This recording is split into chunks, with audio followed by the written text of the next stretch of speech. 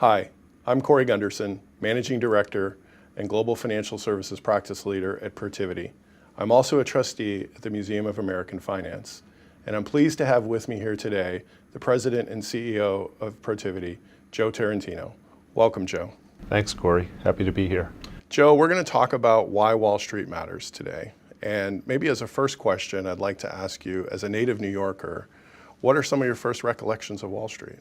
You know, Cory, I grew up in southeastern Queens in a middle-class neighborhood and went to school there.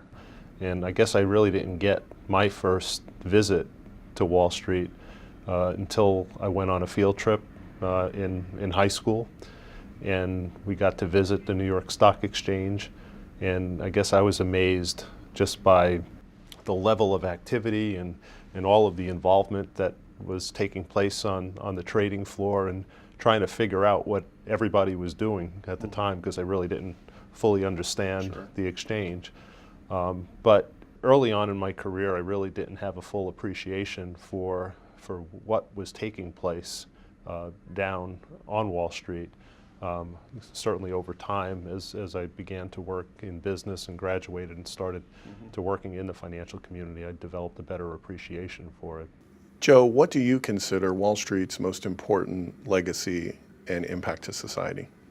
You know, I think it evolved into building a legacy of providing access to capital for new and emerging companies, for providing stability and proper governance in the financial community.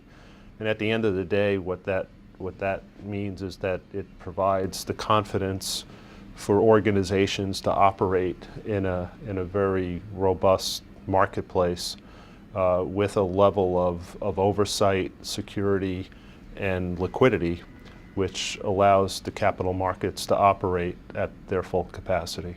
And I certainly think of Wall Street as bringing order to the chaos of matching capital consumers with capital providers, and really fueling a growth engine of the economy here in America.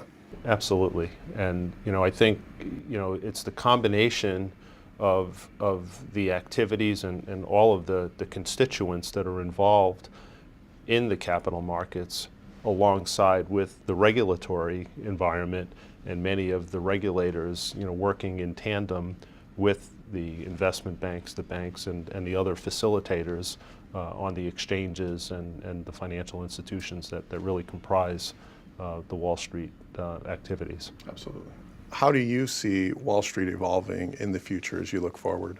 Sure. I talked a little bit about my earlier recollections of Wall Street, and to me, at the time, Wall Street was a place. It was a location in Manhattan.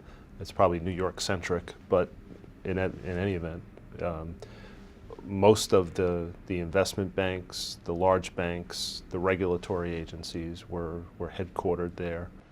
I think as we look forward, it's more about the entity as a service provider to the markets, and with the expansion into the global environment and with the way that technology is changing, it's not as much about the proximity of where the institutions are to each other as it is on how they interact with each other, technologically, geographically, so that they're working seamlessly with a lot of the different technologies that are being developed. I mean, when you look on the floor of the exchange, you don't see people anymore, right? You're dealing with a totally different environment where transactions are taking place in New Jersey, in Middle America, in other parts of the world,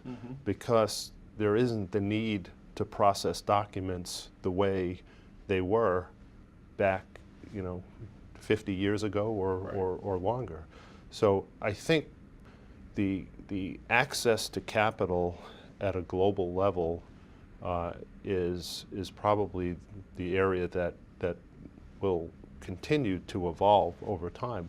We are connected to each other around the world, financial markets and business in general.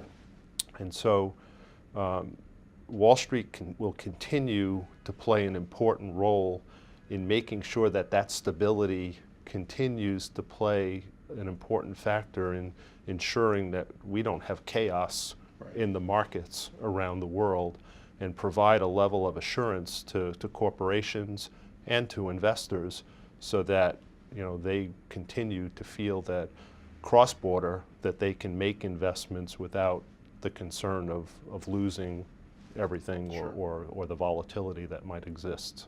It's interesting, as you talked about the concept versus the physical location, it's a lot like what we see in the world going from brick and mortar to virtual in some respects. And we like to tell our clients that we help them face their future with confidence.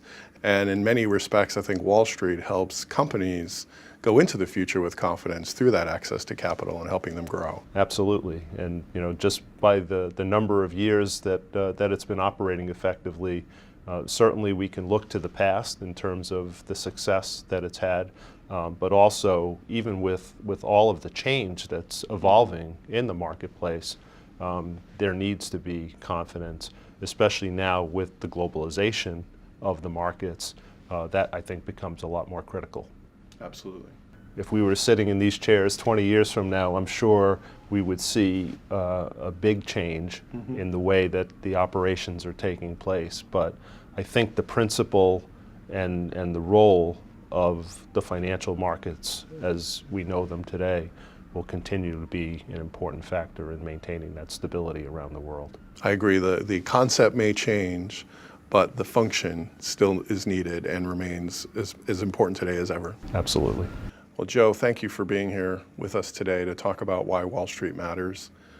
It's an exciting time in the world as we look at all the changes that are occurring and we think of the history of Wall Street and how it's evolved and the future and how it will continue to evolve and play an important role in the flow of capital and the matching of consumers and providers of capital around the world.